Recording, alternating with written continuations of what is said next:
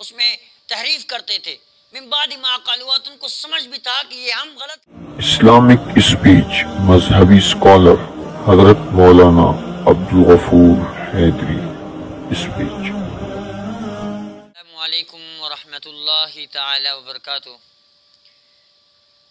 آج آیت نمبر سورۃ بقرہ آیت نمبر 75 کے ساتھ آپ کے ساتھ مخاطب ہوں، مولانا عبدالغفور حیدری۔ بسم اللہ الرحمن الرحیم۔ افتطمعون ان یؤمنوا لکم وقد کان فریق منہم یسمعون کلام اللہ ثم یحرفونہ من بعد ما عقلوہ وہم یعلمون۔ فرمائے مسلمانوں، کیا اب بھی تمہیں یہ لالچ ہے کہ یہ لوگ تمہارے کہنے سے ایمان لے آئیں گے، حالانکہ ان میں سے ایک گروہ کے لوگ اللہ کا کلام سنتے تھے، ثم یحرفونہ من بعد ما عقلوہ، پھر اس کو اچھی طرح سمجھنے کے بعد بھی جان بوجھتے اس میں تحریف کر ڈالتے تھے، وہم یعلمون، وہ جانتے تھے۔ مسلمانوں کو اللہ تبارک و تعالی یہاں سے باخبر کر رہا ہے کہ یہودیوں کو مومن بنانے کی جو کوشش کر رہے ہو، اس میں کلفت اٹھاتے تھے، تو یہود کے حالات واقعات بتا اور سنا کر مسلمانوں کی امید کو انقطاع کر کے ان کی کلفت اس آیت کے ذریعے دفع فرماتے ہیں۔ یعنی کہ جب بھی یہود کے سامنے جب ایمان کی بات کرتے تھے تو یہود پہلے کہتے ہاں غور سے سنتے تھے، انشاءاللہ کل آگے آیت نمبر 76 میں انشاءاللہ پڑھیں گے۔ حالانکہ ان سب مذکور قصوں سے بڑھ کر ایک اور بات بھی ان سے ہو چکی ہے کہ ان میں سے کچھ لوگ ایسے گزرے ہیں کہ اللہ تعالیٰ کا کلام سنتے تھے، موسیٰ علیہ السلام کے سامنے توریت بیان کرتا تھا تو یہ سنتے تھے، پھر اس کا کچھ کر ڈالتے، یعنی کچھ کو سنتے موسیٰ، کچھ کہتا ان کو جا کر تبدیل کرتے، مشکل مسئلہ ہوتا اس کو جا کر آسانی میں تبدیل کرتے، اس کے اندر انحراف کرتے تھے، ثم یحرفونہ، اس میں تحریف کرتے تھے، من بعد ما قالوا، ان کو سمجھ بھی تھا کہ یہ ہم غلط کر رہے ہیں۔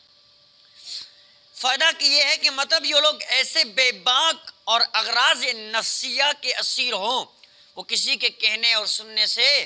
بھئی کب باز آنے والے ہیں، یعنی کہ اتنے بڑے جو ہے نا ٹھوس کے جو ہے نا گندگی میں ہوں، وہ کسی ایک بندے کے کہنے سے وہ کہاں سدھر سکتے ہیں۔ یعنی کلام اللہ جو بیان فرمایا، یہاں کلام اللہ سے مراد توریت ہے، یسمعون کلام اللہ، یعنی کلام اللہ سے مراد توریت ہے، یعنی موسیٰ علیہ السلام توریت بیان کرتا ان کے سامنے، پھر ثم یحرفونہ، پھر اس قرآن کتاب یعنی توریت کو سنتے، پھر اس میں تبدیلی کرتے، حرف بولتے ہیں، تحریف کرتے، تبدیلی کرتے اس کو، ہاں مشکل ہوتا مسئلہ اس کو آسانی میں اپنی طرف سے بنا کر ٹھوک دیتے تھے، اپنے سمجھ بوجھ کو کہتے یہی صحیح ہے، لیکن سمجھ بھی تھا ان کو، حتیٰ کہ ان کو پتہ بھی تھا کہ ہم غلط کر رہے، یہ ہم غلط سرات میں جا رہے، بعد کلمات یا تفسیر کو بدل کر اور کلام سے دوسرا کلام بناتے، جو ان 70 آدمیوں نے بطور تصدیق، یعنی یہ 70 آدمی کون سے، جب طور سینا سے واپس موسیٰ علیہ السلام آئے، 70 آدمی تھے، انہوں نے سارا کلام موسیٰ علیہ السلام کا کوئی سور پہ سنا، طور سینا پہ سنا، اور بالواسطہ بلا واسطہ موسیٰ علیہ السلام سے سنا، اور تحریف سے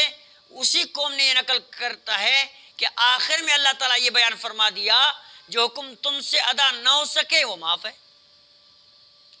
ہاں اگر آپ کوشش کر رہے ہو نہیں سدھر رہے وہ کوئی مسئلہ نہیں، امور مذکورہ بالا میں سے کسی امر کا صدور گو ان یہود سے نہ ہو، اور جو حضرت صلی اللہ علیہ وسلم کے زمانے میں موجود تھے، لیکن چونکہ یہ لوگ جو بھی اپنے اسلاف کے ان اعمال پر انکار و نفرت سے نہ رکھتے تھے، اس لیے حکماً یہ بھی ویسے ہی ہے، یعنی جو رسول اللہ صلی اللہ علیہ وسلم کے زندگی میں جو یہود تھے، وہ جو ان چیزوں سے جو ہے نا دور بھاگتے تھے، رسول اللہ صلی اللہ علیہ وسلم کی باتوں کو غلط سلط کر پیش کرتے تھے، جیسے قرآن پاک میں سورہ بقرہ میں شروع ہم نے پڑھا، فرمایا وَإِذَا لَقُوا الَّذِينَ آمَنُوا قَالُوا آمَنَّا، انشاءاللہ کل آگے پڑھیں گے یہی بات انشاءاللہ، اس پہ کل آیت نمبر جو ہے 76 ہے، اس پہ تفصیل کریں گے کہ جب مومنوں سے ملتے تھے ان کا رویہ کیا ہوتا تھا، اپنے شیاطین سے ملتے ان کا رویہ کیا تھا، انشاءاللہ کل اس کی تفصیل پڑھیں گے، آگے انشاءاللہ کل گفتگو کریں گے۔ وآخر دعوانا الحمدللہ رب العالمین۔